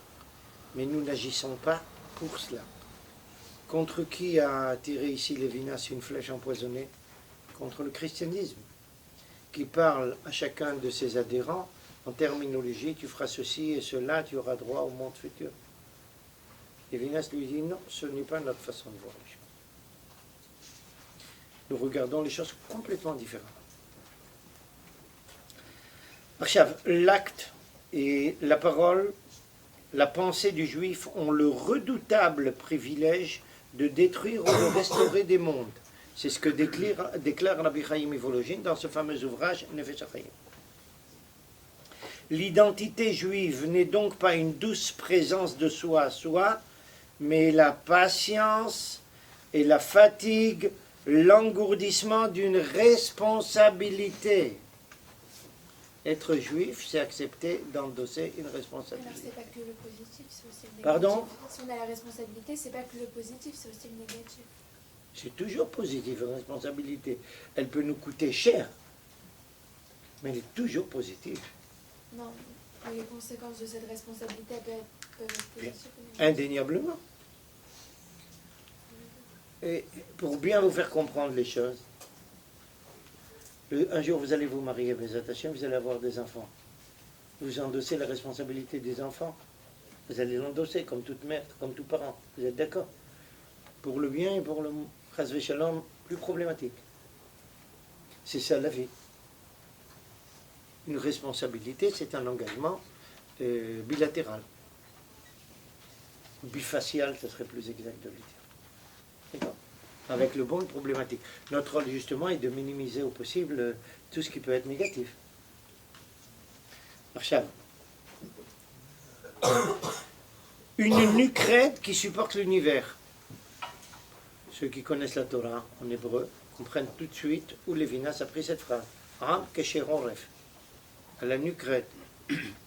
Nos Chachamim disent que dans la Torah, c'est présenté comme un défaut. Qu'on a la nucrède avant de convaincre un juif, c'est pas une plaisanterie. D'accord? Mais nos Chachamim disent que c'est un autre aspect aussi. Si on n'avait pas la nucrède, alors on accepterait, on avalerait n'importe quelle imbécilité facilement. Il faut être un personnage qui n'accepte pas les choses facilement. On a besoin d'avoir la nucrède pour supporter le monde, l'existence, et supporter cette responsabilité. Et la responsabilité, ça ne veut pas dire que je dois rendre compte de n'importe quel crime qu'aurait commis n'importe quel Chinois ou un Aztèque ou j'en sais rien qui. J'espère que c'est clair que ce n'est pas ça l'intention. C'est une responsabilité vis-à-vis de Dieu et pas vis-à-vis une responsabilité du comportement d'autrui. D'accord? C'est une responsabilité de nous-mêmes vis-à-vis de Dieu. D'accord? Archab, justement, le monde chrétien antisémite, c'est ce qu'il a fait. Il a dit, vous endossez la responsabilité du comportement des autres. Cette adhérence originelle s'exprime en un langage moins intolérable dans l'idéal sioniste, même si elle se veut alors politique et nationale. La carte d'identité israélienne épuise pour bien des Israélites le sens de l'identité juive. Elle l'épuise en puissance pour tous les restes d'Israël encore récupérables dans la diaspora. Confère Rolim de France. Oui, c'est vrai. Quoi. Tout le monde. Des Juives courent ici le risque de se confondre avec le nationalisme et dès lors sa perte est probablement le gage de son renouvellement. À quoi fait allusion ici Lévinas et de quoi il veut parler? Essayez de comprendre. Il y a un problème qui doit vous concerner à vous et qui doit concerner tout juif qui vient de diaspora en Israël. Il y a un sentiment tacite ou explicite qui fait que consciemment et inconsciemment, le juif en rentrant en terre d'Israël, quelquefois risque de dire, ça y est, maintenant je suis à la maison, je suis dans la famille, je suis juif, tout est pour le mieux dans le meilleur des mondes. Lévinas dit non, faites attention. Ça ne suffit pas d'avoir une carte d'identité nationale israélienne pour être juif. Ça n'exprime que la dimension nationale. Et quand ça n'exprime que la dimension nationale, et là je rajoute un mot pour préciser sa pensée, sans la dimension spirituelle, ça peut être une catastrophe terrible. Et je vais le dire sans essayer de, comment dire ça, de camoufler certains faits. Combien de natifs d'Israël vivent à l'heure actuelle aux États-Unis? Vous savez pas. 750 000 à peu près. Ça veut dire 150 000 de plus que le nombre de Juifs qui étaient présents en terre d'Israël au moment de la création de l'État d'Israël. Vous comprenez? Et tout ça, des gens avec une nationalité israélienne. Natifs du pays. Ça veut dire qu'on peut vivre ici, naître ici, avoir évolué ici, et perdre toute attache avec son peuple. La carte d'identité n'est une garantie de rien du tout. Ça peut être une fierté, on peut l'endosser comme fierté, une garantie, une protection en aucune façon. Si vous me permettez d'être un peu plus sévère, je poserai une question dure. Mais pas afin d'être dur pour vous faire comprendre la problématique énorme qui peut être créée par une conception erronée suivant laquelle l'attachement à l'État d'Israël suffit. Il ne suffit pas, il est essentiel, mais il ne suffit pas. Vous savez que fait le fils de Ben Gurion? Il est maître d'hôtel à New York.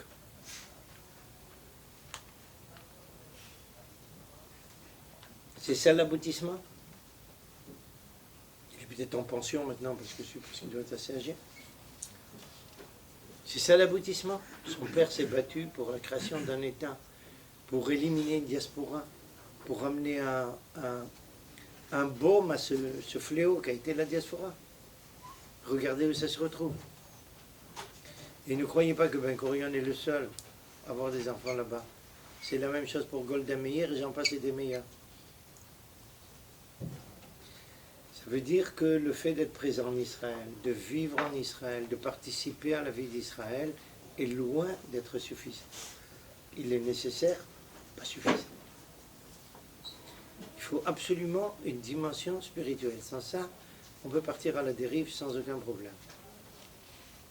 Pour les étudiants du Terrion, je vais t'écouter tout de suite, pour les étudiants du Terrion, il y a de cela de nombreuses années. Maintenant, la situation est meilleure. Il y a de nombreuses années, il y a à peu près une trentaine d'années, le Terrion avait procédé à un sondage demandant à tous les étudiants du Terrion qui étaient prêts à quitter l'État d'Israël à la fin de ses études, moyennant 5000 vers, ce qu'on appelle vers en hébreu, ça s'appelle 5000 $. D'accord? Vous savez combien d'étudiants? Le Terrion n'a jamais publié le sondage à cause des résultats. Vous savez combien d'Israéliens avaient répondu par l'affirmative? 50%.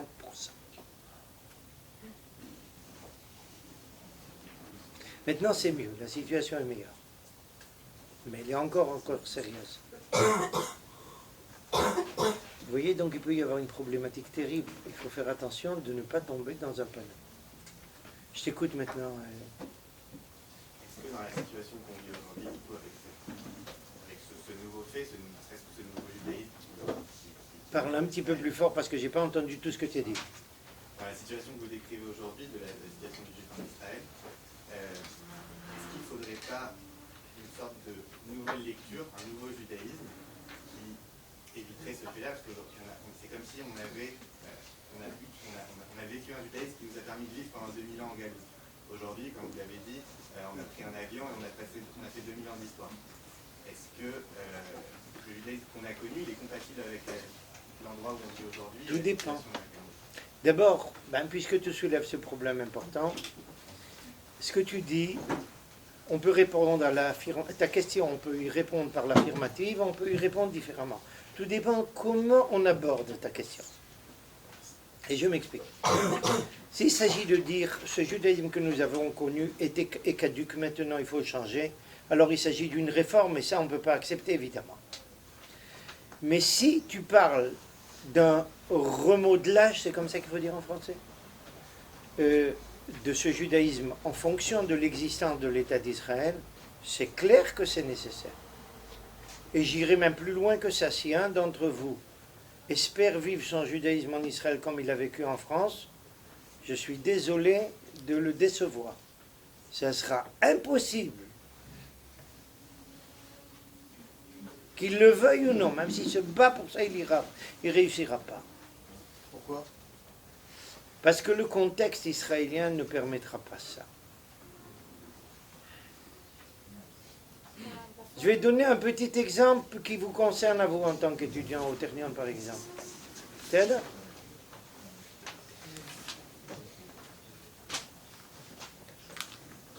si un jour le Ternion, Chas Shalom, ce que j'avais éliminé, mais ça a pris du temps pour l'éliminer, il te fait des examens pendant Chol HaMoed, qu'est-ce que tu fais? Tu fais pas? Tu crois zéro?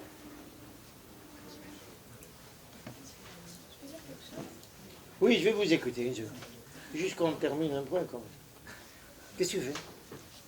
Il a fallu que je me batte pendant que j'étais rabbin ici au Ternion pour éliminer ça. C'était pas du tout très bien. Comprenez pas ça. C'est-à-dire, mais il y a des choses beaucoup plus graves que ça. Beaucoup plus. Est-ce que, en France par exemple, dans tout autre pays de la diaspora, quand un juif confère à son fils ou à un de ses enfants une éducation juive, qui c'est qui décide du contenu de cette éducation juive? Le rabbin. Le rabbin de l'endroit. Les rabbins, peu importe. D'accord?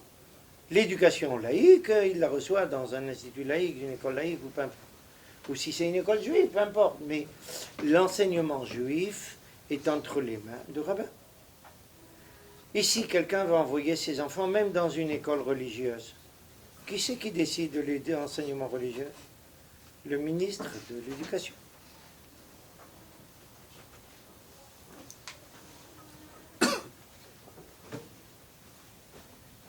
Vous ne pouvez même pas vivre ça.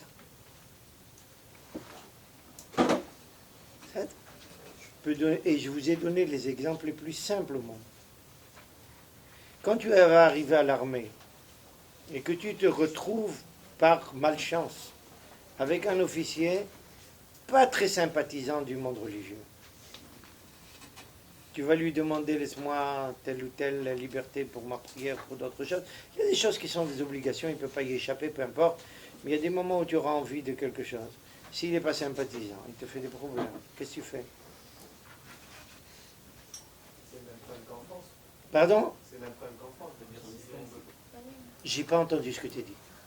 J'ai l'impression que vous voulez expliquer en quoi c'est différent de vivre son judaïsme en Israël qu'en France. Et là, on dirait que c'est... Tu n'as pas ces problèmes en France, en diaspora. Bien sûr. À l'armée? Non, mais on parle pas en Tu ne vas pas à l'armée. Il n'y a plus d'armée en France. Depuis qu'ils ont acheté le café israélien, ils ont fermé l'armée. Non, pas l'exemple précis de l'armée, mais ce que je veux dire, c'est que c'est les mêmes problèmes on a un judaïsme, il y a des gens en face de nous... Pas du tout. Alors je vais te donner, à ce moment-là, je vais te montrer tout de suite. Quand il y a en France, tu respectes la Torah, et que ton voisin, il allume la télévision, qu'est-ce que tu dis à ton fils? C'est un goy. Oui ou non? Oui. Et quand ici ton voisin, qu'est-ce que tu vas lui dire? C'est un juif qui fait pas Shabbat. Comment? C'est un juif qui fait pas Shabbat. Il va pas avaler ça, tu réalises pas. Tu sais, pour un enfant, c'est une tragédie. J'ai grandi avec des juifs qui faisaient pas Shabbat plutôt que nous. Ça, c'est pas du tout, pas comme ici. N'oublie pas, un juif en France qui ne respecte pas un Shabbat n'est pas forcément hostile au Shabbat. Ici, une masse peut être hostile au Shabbat. Je ne connais pas ces problèmes-là. Et pourtant, de quel sujet on a commencé à parler maintenant? De la conversion? Entre les mains de qui était la conversion tout le temps dans l'histoire? Entre les mains du monde rabbinique, d'accord? Ici, qui veut décider? La Knesset. Qu'est-ce que tu fais? Demain, tu vas vouloir marier tes enfants. Si la conversion va être décidée par la Knesset, il y a des gens qui vont être décrétés comme juifs alors qu'ils ne le seront pas.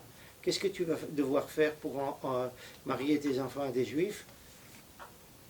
Garder des arbres généalogiques. Tu vois un peu le topo? Tu ne connais pas ça en France. Ou tu es juif ou tu ne l'es pas. Ce n'est pas des éléments laïcs qui se mêlent au tribunal rabbinique qui est juif. Pardon? En France, il y a les mêmes problèmes avec des... Non, il n'y a pas les mêmes problèmes. Il y a des conservateurs et des libéraux, j'en sais rien quoi. Ils sont déjà dehors. Si quelqu'un veut se marier religieusement, il faut qu'il passe par le Beddin. En Israël, les conversions de l'État d'Israël seront encore non. C'est pas comme ça que ça va se passer. On va imposer aux rabbins de convertir sous une certaine forme. Et celui qui refusera, il sera traduit en justice. Et les éléments laïcs doivent forcément être dans la religion. Pardon? Les éléments laïcs en Israël, enfin l'État doit être forcément dans la religion, vu que l'État, il est fait pour les juifs. Donc c'est un État religieux. Non, justement, il y a des gens qui ne regardent pas ça comme ça. Alors pourquoi on ne pourrait pas voir l'État comme quelque chose de religieux et pas un danger? La France est déclarée comme État laïque, elle n'est pas obligée de respecter quelque chose de religieux. Israël a été fondé justement comme État démocratique et laïque également. Seulement, le peuple juif ne peut pas être laïque. Alors, il y a des conflits en permanence. Vous avez dit que dans la déclaration, il y a marqué que c'est un État pour les juifs. Alors c'est laïque ou c'est un État pour les juifs? Tu vois, regarde le premier exemple. Qu'est-ce que tu poses de question? Tu mets en évidence une contradiction logique. Mais tu sais combien de contradictions logiques il y a en Israël? À peu près 2 millions tous les 3 mètres carrés. Je plaisante pas, tu vas l'apprendre.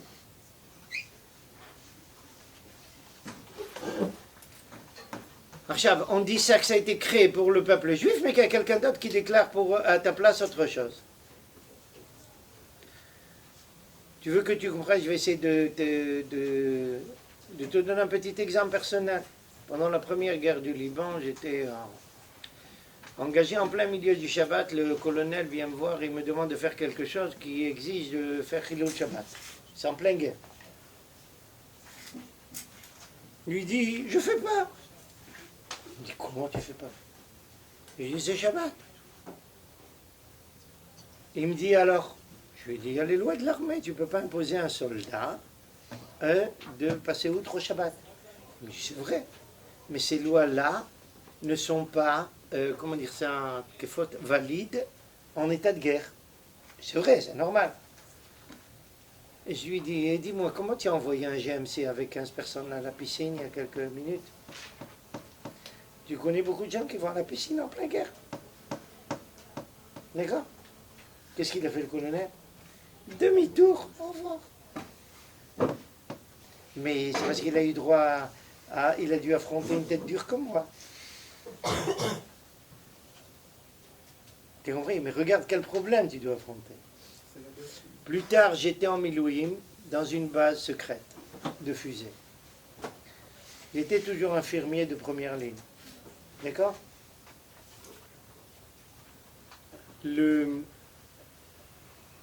Là-bas, dans cette base-là, étant donné qu'il faut être très, très prudent, l'infirmerie et le central téléphonique étaient au même endroit. Donc l'infirmier aussi sert de responsable du central téléphonique.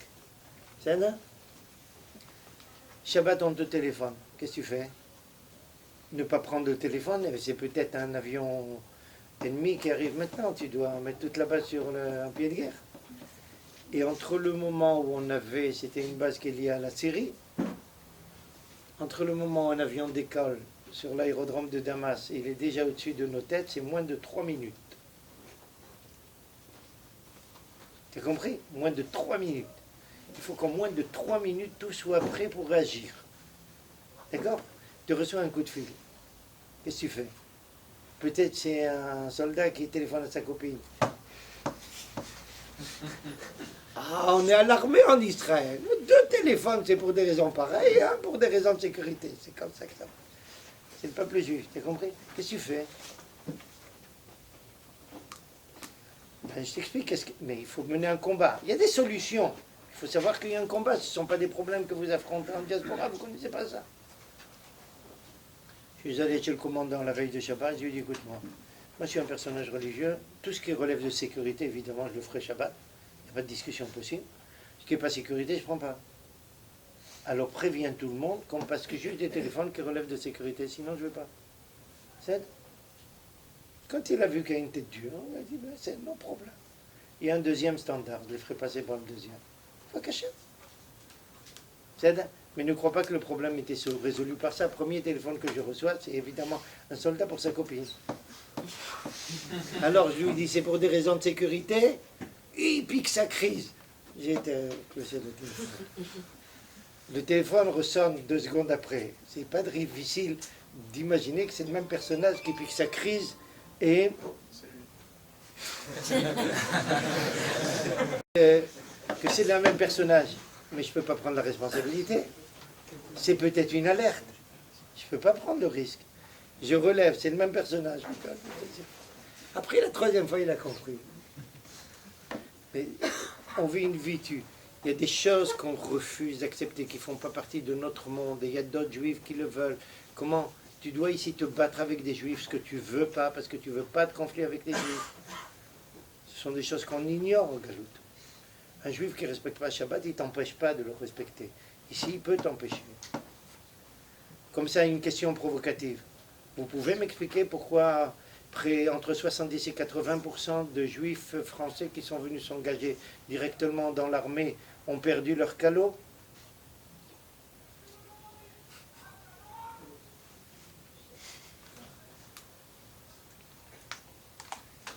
Quand ils n'ont pas reçu de préparation adéquate. Tu comprends? Ou quand ils n'ont pas servi dans des unités où il y a un soutien religieux suffisant. Ils sont tombés, ils se sont écroulés. D'accord? Ce ne sont pas des choses que vous connaissez là-bas. C'est nouveau, c'est ici. Ce sont des problèmes qui sont solubles, mais ils ne sont pas solubles toujours facilement. Il faut savoir affronter ça. Je ne suis pas là et vous m'avez un peu poussé comme ça à parler de problèmes délicats et difficiles. Pour une première rencontre, on aurait pu laisser ça pour plus tard, c'est pas grave. Mais, puisqu'on en a parlé, sachez que Israël est quelque chose de très grand, d'extrêmement important, de quelque chose qui est extrêmement, qui nous tient énormément à cœur, mais qui soulève quelquefois des problèmes pas triviaux, qu'on doit savoir affronter. Et si on ne sait pas les affronter, on risque de chuter, de perdre beaucoup de choses de valeur, et ça, ce serait très dommage après 2000 ans. D'accord? Donc il faut ne pas perdre son enthousiasme pour tout ce qui concerne cet état, mais savoir qu'il y a des choses où il faut être prudent. Alors je reviens à ta question, Butash. On doit indéniablement donner une nouvelle forme au judaïsme. Et maintenant j'arrive. Quand un juif... Pardon? On l'a fait au moment de la galoute. Non, on n'a jamais changé. C'est pas... Si on compare comment les juifs vécurent avant et comment on vit aujourd'hui. Je vais essayer de te donner une réponse à toi pour que tout le monde l'entende. Si un juif en France, il laboure un terrain, qu'est-ce que c'est? C'est ça parle de ça, comment on dit en français? Pardon? C'est son gagne-pain, d'accord? Mais en Israël, quelqu'un qui cultive la terre, c'est une mitzvah. Il construit l'État d'Israël et l'État de Dieu, la terre de Dieu. Ça relève déjà du sacré, c'est une toute autre chanson. D'accord? Quand un juif ici En France, ça suffit de respecter le Shabbat à l'échelle individuelle. Ici, ça ne nous suffit plus. On veut un Shabbat à l'échelle nationale. Un Shabbat qui s'adresse à tout le monde, mais à l'échelle nationale. Ça devient donc mon problème s'il y a des autobus qui voyagent Shabbat ou pas. En France, s'il y a le métro ou j'en sais rien quoi qui passe Shabbat, ou je ne sais pas s'il y a encore des autobus, j'en sais rien. Il y a encore des autobus à Paris ou non? Vous en foutez s'il y a des choses, il y a des goïms qui sont là-bas. Vakasha. Mais ici, s'il y a un autobus qui voyage, c'est quelque chose qui nous concerne à nous. Et ça nous concerne même directement dans le sens qu'en tant que citoyens, nous finançons ça. Et si un juif est éduqué ici dans un système où il ne reçoit pas d'éducation juive, c'est notre problème aussi. On a besoin de s'attacher à ce problème et d'essayer de le résoudre. Il y a mille et un aspects. Je ne parle pas de l'engagement à l'armée. Là-bas, même quelqu'un qui irait à l'armée, il irait parce que peut-être pour une raison de devoir ou autre. Et si c'est une mitzvah, tu ne peux pas ne pas aller. Tu vas à l'armée, c'est une mitzvah. Ça aussi, il y a deux problèmes de Torah qui... Pardon? Ça aussi, il y a deux problèmes de Torah qui s'amènent en contrepartie, quoi. J'ai pas entendu. Sauf s'il y a des problèmes de Torah, et à ce moment-là, ça mène à des conflits. Mais c'est ce que je dis, il y a tout le temps des problèmes. Il y en aura tout le temps. Ici en Israël, il y a tout le temps. Tu as vu des juifs qui restent tranquilles sans faire problème? Moi, je ne connais pas. Je suis rabbin depuis des dizaines d'années, mes parents aussi, mes grands-parents, des dizaines de générations, on est tous rabbins. Il n'y a pas une génération qui n'a pas connu de juifs problématiques. Ça n'existe pas, ça. Je crois que même quand le Mashiach sera là, ils vont lui faire problème. Achad, oui, vous vouliez me dire quelque chose. Oui, en fait, je n'irais pas être d'accord. Parce Oui. que je trouve qu'en Israël, si on a envie, il y a beaucoup plus de choses, il y a beaucoup plus de facilité pour pratiquer la religion. C'est-à-dire, on va dire, voilà, une boucherie cachère en France, c'est pas dans toutes les villes qu'on va en trouver. Les restos, l'environnement, d'être souvent avec des juifs. C'est indéniablement vrai, mais ce n'est pas en contradiction à ce que j'ai dit. Je vais vous expliquer le comment. Sur certains aspects. Bien sûr que c'est plus facile. Vous êtes ici dans un pays, le Shabbat c'est un jour férié officiellement. Donc c'est plus simple. C'est clair.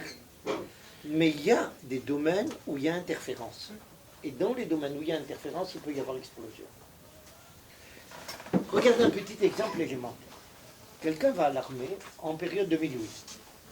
En période de Miloui, qu'est-ce qu'on lui demande? On lui demande de prendre la garde devant un kibbutz ou un moshav. D'accord? Qui sont dans des régions un peu délicates, problématiques sur le plan de sécurité.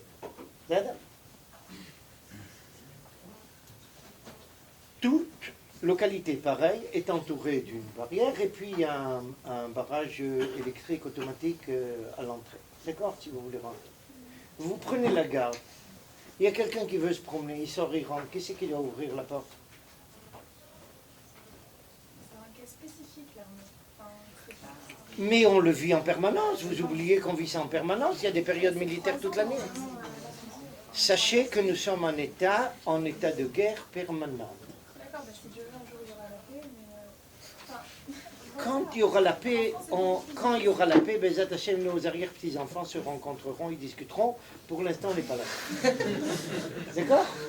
On n'est pas là. Soyons réalistes, on est là maintenant. D'accord?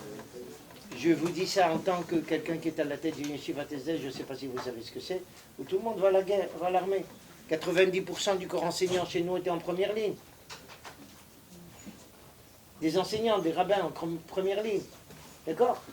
Toutes les 5 minutes, moi j'avais des téléphones pour résoudre des problèmes. Des problèmes militaires, des problèmes humains, des problèmes religieux, des tas de problèmes. D'abord le problème de sécurité est un problème énorme ici. Vous faites ça comme si c'est quelque chose d'annexe. Ce n'est pas annexe du tout. Ça ne peut pas être annexe. Même l'économie de l'état du pays ne peut pas être... Les problèmes économiques ne peuvent pas être résolus à cause des problèmes militaires. Les exigences financières sont telles qu'on ne peut pas trouver l'équilibre radical. C'est très difficile. Ça, c'est un premier exemple. Mais d'autres Il y a, dans tous les domaines, vous pouvez vous retrouver, pas seulement dans le cas militaire, j'ai donné des exemples au Technion. Quand je suis arrivé ici au Technion, on étudiait veille de Pessah jusqu'à 1h de l'après-midi. Quoi? Oui. Jamais un juif, il a travaillé veille de Pessah, il s'est occupé de la préparation de Pessah. Vous n'êtes pas d'accord qu'en France, il y a cours le jour de Pessah? Bien sûr qu'il y a un cours, mais ça, ici, je ne suis pas avec les goyim, là-bas, je suis les goyim. J'ai vécu, moi j'ai fait mes études à Paris, et quand il y avait veille de Pessah, je ne vais pas à l'université, je m'en manque éperdument. D'accord? Et même plus que ça, quand j'avais un examen, un jour où je ne pouvais pas faire d'examen, j'allais à l'université, je demandais à passer l'examen ailleurs. J'ai passé des examens à Rouen, à Lyon, j'en passais des meilleurs. On peut très bien ne pas aller le veille de fête en cours, ça va déranger personne. Vous avez un examen? Mais c'est pareil qu'en France. Qu'est-ce que vous faites? Il y avait des examens à Cholamoed, qu'est-ce que vous faites? C'est une incohérence. Vous comprenez? Il peut y avoir problème, dans tous les domaines il peut y avoir problème. Je vous donne un petit exemple, on est à Shnat HaShmita maintenant. Vous habitez dans un bâtiment, vous êtes 2 personnes, 3 personnes religieuses et le reste laïque. Ils vont vous labourer le terrain tout autour, tout le jardin. Ça vous appartient en partie, vous êtes responsable de ça. Qu'est-ce que vous faites? Vous allez leur dire, écoutez, moi je respecte la Shemitah. Ils voient que je respecte la Shemitah, mais nous, ça ne nous intéresse pas. Qu'est-ce que vous faites? D'accord? Il peut y avoir des problèmes par ça. N'essayez pas. Il ne s'agit pas ici ni de noircir la situation, ni de la rendre toute rose. D'accord? J'ai précisé, l'État d'Israël, c'est notre place, c'est quelque chose qui nous tient à cœur. On veut sa réussite dans tous les domaines. Il faut savoir qu'on peut avoir à affronter des problèmes qui ne sont pas du tout triviaux. Point final. Moi, je tiens à vous mettre en garde. Vous éviterez les problèmes. Vakasha, tant mieux. Mais si vous arrivez à échapper à tous les problèmes, alors je vous tire le chapeau. D'accord? Ken? Je sais que c'est une question sensible, mais si vous dites que c'est une mitzvah par l'armée, pourquoi le corps religieux, tous ces gens... J'ai pas entendu Shimon, tu veux? Pas grave. Écoutez, c'est un problème sérieux en soi. Je pense pas maintenant on doit arrêter parce que l'heure est tardive. Il faut arrêter ça. Je ne vais pas te laisser sans réponse, je te dirai juste un point. Justement, voici un des conflits de la société israélienne. Un conflit dont on peut pas faire abstraction. Il y a un juif. J'ai parlé de problèmes avec le monde laïque, maintenant on a un problème avec le monde religieux. Ça aussi, ça fait partie de notre vie ici en Israël. Et c'est des problèmes qui ne sont pas du tout triviaux. D'accord? Il y a des conceptions ici, il y a des divergences d'opinion. Il faut savoir comment affronter ça. Sachez juste un point, on va conclure sur quelque chose de positif. Il n'y a rien d'important qui peut être, et de sérieux, qui ne peut être obtenu sans difficulté. Donc venir en Israël, c'est quelque chose de très beau, c'est quelque chose de très grand. S'il y a des difficultés, ça fait partie du contexte. On les affrontera avec plus ou moins de réussite, et espérons toujours avec le plus de réussite. Si j'ai mis en évidence certaines problématiques, ce n'est pas pour noircir le tableau, c'est juste pour vous mettre en garde. Parce que j'ai énormément de crainte quand je vois quelqu'un surpris par quelque chose auquel il ne s'attendait pas, il s'écroule quelquefois. Et ça, je ne voudrais pas. En tant que rabbin, je veux qu'un juif qui arrive ici soit encore plus juif que ce qu'il était en diaspora. C'est ce qui m'importe. Vous savez, je suis mathématicien, les problèmes ne m'intéressent pas, juste les solutions. D'accord? Mais je ne peux pas ignorer les problèmes, c'est grâce à eux que j'amène des solutions. Il faut que chacun d'entre nous sache qu'il y a énormément de choses positives, il y a aussi des choses problématiques qu'il faudra savoir affronter. On a basculé un peu du sujet de l'identité juive à ce qui se passe en Israël, mais c'était à cause de la déclaration de Lévinas qui fait que, dites-moi, qu'est-ce que vous allez faire si un jour un de vos enfants il vous dit je veux aller faire un PhD au MIT et je reste là-bas. Ce sera dû à l'éducation israélienne. Qu'est-ce que vous faites? D'accord? Alors, je vous souhaite justement de trouver un moyen d'éduquer les enfants de façon à ce que, même si un jour il fait son PhD au MIT, que tout de suite à la fin du PhD il soit de retour ici. Vous comprenez? C'est ça qui m'intéresse. Donc, j'espère qu'on se rencontrera à la première occasion et qu'on continuera un petit peu ce sujet. Vous pouvez même proposer des sujets. J'essaierai de répondre avec plaisir à votre question.